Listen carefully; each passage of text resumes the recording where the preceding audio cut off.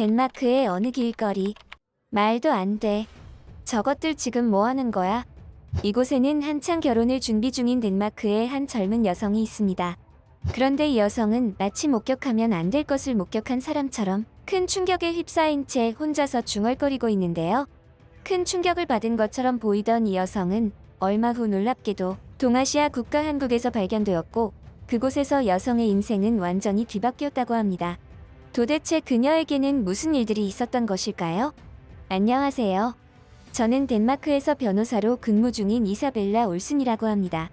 덴마크에서는 변호사라는 직업이 아주 귀히 여겨지고 대접을 받는 좋은 직업 중에 하나입니다. 물론 직업에는 귀천이 없다는 것에 동감하는 자였지만 저는 변호사가 되기 위해서 아주 피나는 노력을 했었죠. 왜냐하면 저는 무조건 성공한 인생을 살아야 했기 때문입니다. 저는 어린 시절부터 막노동을 한다는 이유로 늘 타인에게 무시당하며 살아온 부모님 밑에서 자란 아이였습니다. 그래서인지 저는 그런 부모님이 한심했고 경멸스러웠죠. 왜 저렇게 무시를 당하면서도 대꾸 한 번 하지 못하고 모든 피해를 짊어지고 살아야 하나 라고 생각을 했던 것 같아요. 그래서 저 나름대로 그 이유를 분석한 결과 그 모든 것들은 우리 가족이 가난하고 하찮은 노동을 통하여 벌어먹고 산다는 이유 때문이라고 생각했습니다. 저는 부모님처럼 살아가기 싫었습니다. 치열하고 뜨거운 자본주의 세상에서 승리자로 군림하고 싶었죠. 그래서 제가 선택한 방법이 바로 변호사가 되고자 하는 것이었습니다. 덴마크에서 변호사만 된다면 저의 인생은 아주 드라마틱하게 변하여 부모님과는 완전히 다른 성공한 삶을 살아갈 것이라 믿어 의심치 않았죠. 그러한 일들이 있기 전까지는 말입니다. 저는 힘들게 변호사가 된 이후로도 한참 동안 일에만 매달려 살았습니다. 그도 그럴 것이 변호사라는 직업이 시험에 붙어서 변호사라는 직업만 가진다고 해서 끝나는 것이 아니었기 때문이죠. 실제로는 변호사가 되는 순간부터 새로운 시작이라고 해도 과언이 아닐 정도로 배우고 익힐 것들이 많았습니다.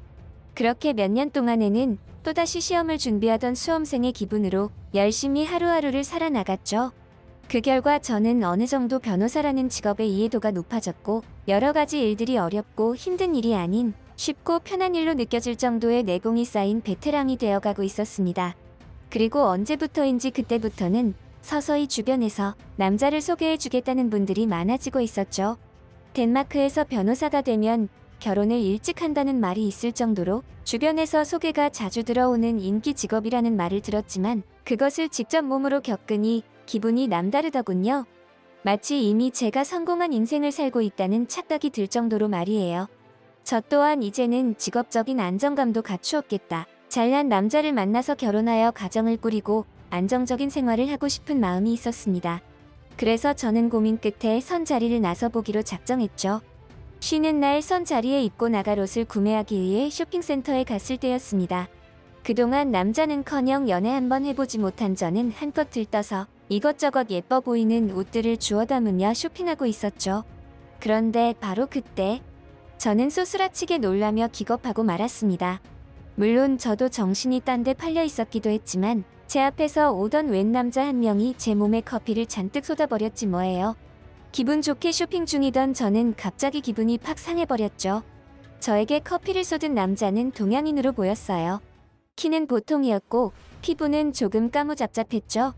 한마디로 평범한 인상이었습니다. 그 남자는 저에게 커피를 쏟은 이후에 너무 놀랐는지 입을 떡 벌리며 몇 초간 정적이 흐른 뒤에야 다급하게 사과를 했고, 그제야 제 몸에 찐득하게 묻은 커피를 자기 손으로 연신 닦더군요. 그 남자의 손은 뭐랄까 두툼하고 통실했고 손바닥의 느낌은 거칠거칠한 것이 운동을 좋아하는 남자거나 아니면 험한 일을 하는 사람의 손처럼 느껴졌죠.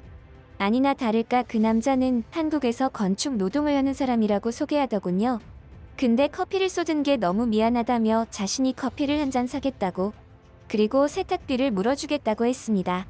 저는 정중하게 사양하려고 했지만 그때는 무슨 마음이었는지 뭔가에 홀린 사람처럼 어느새 그 남자와 커피숍에서 커피를 마시고 있더라고요.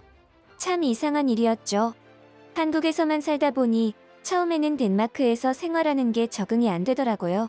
불편한 점들도 한둘이 아니고, 아마 이사벨라 씨도 다음에 한국에 오실 일이 있으면 제 말에 공감하실 겁니다. 이것도 인연인데 한국에 오시면 제가 한국 여행을 제대로 시켜드리겠습니다. 제가 일 때문에 한국 전 지역을 다녀봐서 모르는 곳이 없거든요. 저는 남자를 이성으로 한 번도 만난 적이 없었고 연애를 해본 적도 없었습니다. 그래서인지 남자와 이야기를 나누는 것이 이처럼 즐거운 기분을 줄 수도 있구나 하는 느낌을 받았습니다. 한국 남자와 저는 별 이야기도 아닌 시시콜콜한 이야기에 미소 짓고 웃으며 대화를 나누었죠. 한편으로는 한국이라는 작은 동방의 나라에서 막노동이라는 험한 일을 하는 남자에게 이 정도의 호감이 생길 정도면 덴마크의 부유하고 잘 나가는 남자들은 대체 어느 정도로 나에게 만족감을 줄까? 라는 생각마저 들며 두근거릴 정도였죠. 모태솔로였기에 가능한 생각이었다고 생각합니다. 한국 남자를 우연히 만나게 된 이후로 저는 결혼을 하여 성공한 인생을 완성하고자 하는 것에 집중했습니다. 그동안에는 모두 거절하던 선 자리를 이제는 닥치는 대로 받았죠. 그렇게 저는 많은 덴마크 남자를 만나게 되었습니다. 그것도 사회적으로 명망받는 직업군에 종사하는 남자들과 부유한 남자들 위주로 말이죠. 하지만 저는 그들을 만나면 만날수록 왠지 모를 공허함만을 느끼게 되었습니다. 그들은 분명히 부유하고 사회적으로 인정을 받는 직업군에 종사하고 있는 소위 말하는 잘 나가는 남자들이었는데도 말이에요. 그들에게 저는 이성으로서의 감정이 느껴지지 않았죠. 한편으로는 그딴 게 뭐가 그렇게 중요해? 라는 생각도 했습니다. 어차피 자본주의 사회에서 승리자로 살아가면 그뿐이잖아. 라면서 말이죠. 적어도 우리 부모님처럼 구질구질하게 타인에게 무시당하며 살지는 않을 테니까요.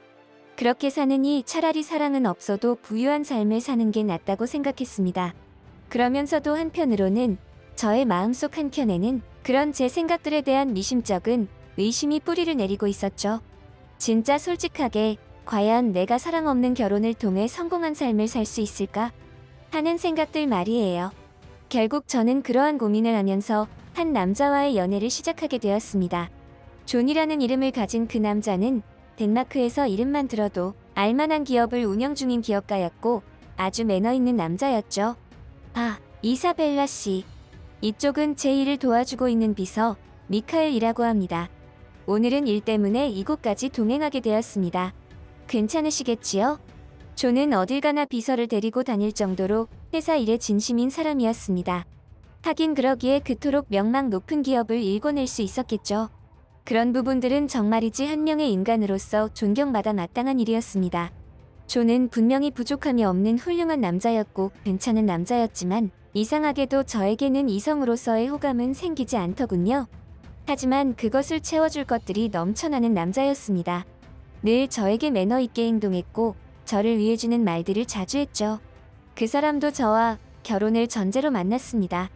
저 또한 이 사람과 결혼하여 평범하지만 부유하게 부족함 없는 저의 인생을 완성하고 싶은 생각이 있었죠. 충분히 그렇게 살아가며 행복하게 잘 살 수 있을 것 같은 느낌을 받았습니다. 그 일이 있기 전까지는 말이에요.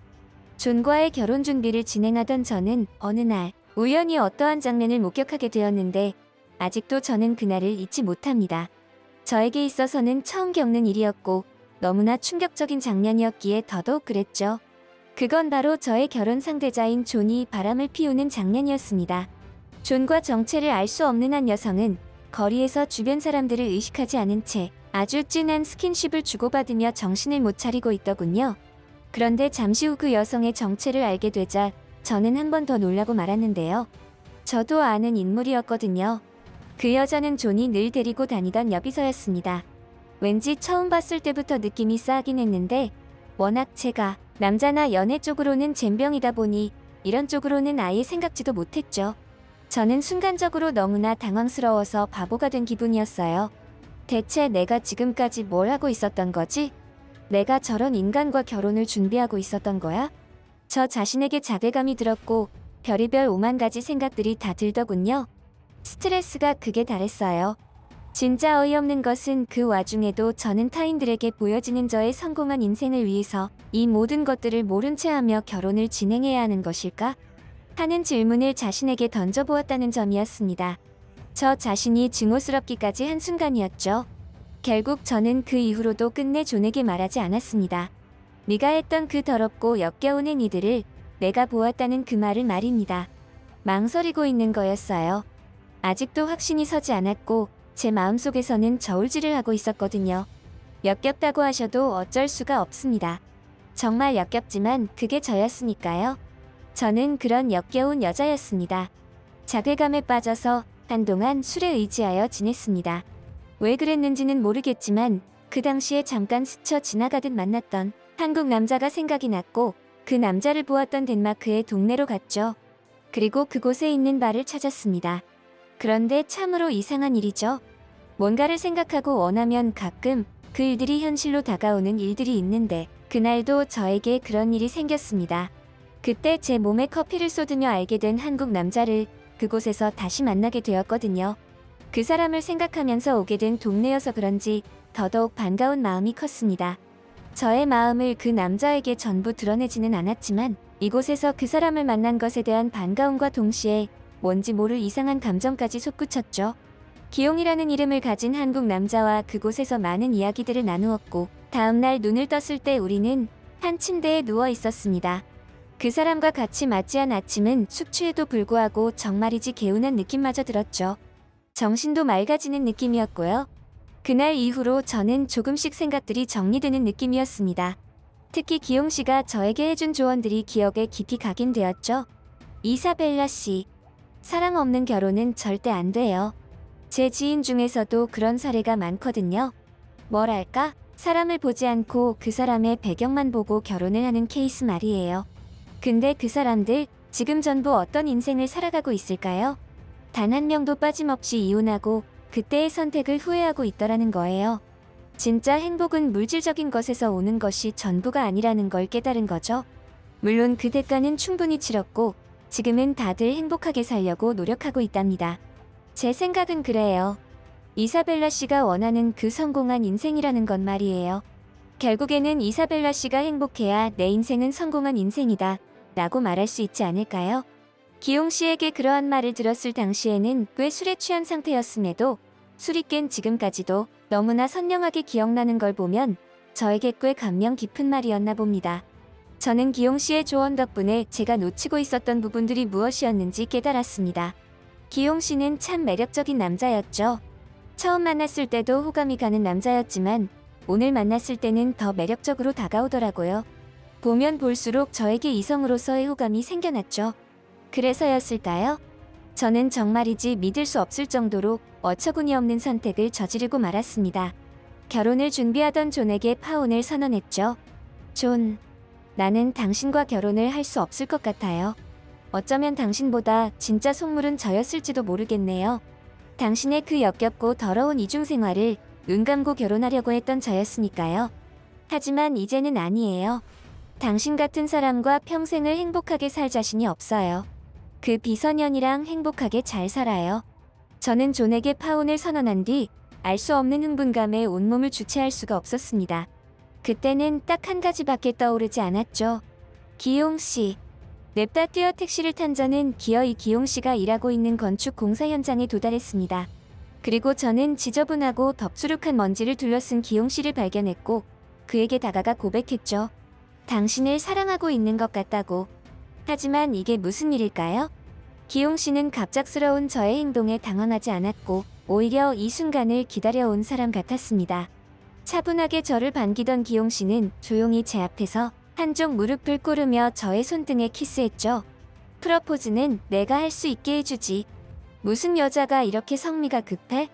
그건 그렇고 이사벨라, 나랑 결혼해 줄래? 저는 그날 이후 덴마크에 있는 모든 것을 정리하고 한국이라는 생소하고 낯선 동방의 나라에서 살아가고 있습니다. 기용 씨는 덴마크에서 공사 일이 마무리되는 대로 저와 같이 한국으로 넘어왔죠. 평생을 덴마크에서 살아가던 사람이 낯선 한국이라는 동방의 나라에서 살아가는 게 힘들지는 않냐고요? 천만의 말씀이에요. 솔직히 말하자면 요즘에는 왜 진작에 이런 곳에서 살지 못했는지 분통이 터질 정도로 행복하답니다. 병원과 같은 인프라를 이렇게 손쉽게 이용이 가능한 곳이 한국이었고 그 누구보다 낯선 타인에게 친절과 배려를 베풀어주는 사람들이 한국인이었어요. 물론 한국어를 배우는 초반에는 조금 힘들었던 것이 사실이죠. 하지만 한국어를 어느 정도 배우면서는 이보다 사람이 살기 좋은 곳은 없다는 게 제 생각이에요. 그리고 저는 그 누구보다도 성공한 인생을 살고 있다는 생각이 드는 요즘입니다. 성공이라는 게 별거 있나요? 좋아하는 사람과 같이 웃으면서 하루하루를 살 수 있다면 그것만큼 성공한 인생이 어디 있을까요?